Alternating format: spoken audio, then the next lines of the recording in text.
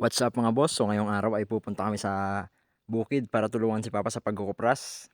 Medyo tanghali na nga pala kami nakarating dahil kung ano-ano pa ang ginawa. Ayan, pagdating nga namin ay gumagawa na si Papa nitong tapahan. Ganyan nga pala gumawa si Papa ng tapahan, napakaganda oh. Kawayan ang ginagamit niya. Sa iba naman ang ginagamit nila ay yung palapa na hilaw. Dito naman kay Papa, ayan, ganyan. At pagkatapos nga namin dun sa paggawa ng tapahan ay ito, nagsimula na rin ako magbiak nitong mga nyog na natapasan na. Ayan. Madami-dami rin 'to kaya dapat simulan na kaagad.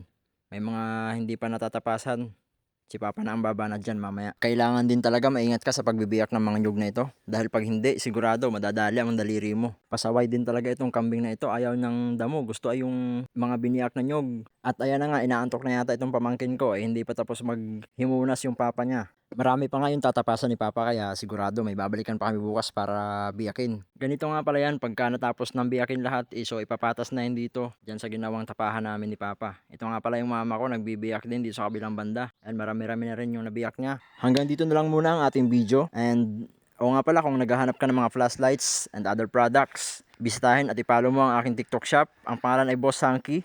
Nakasale ngayon ang mga products dahil sa October 10. 10-10 sale. So yun lang.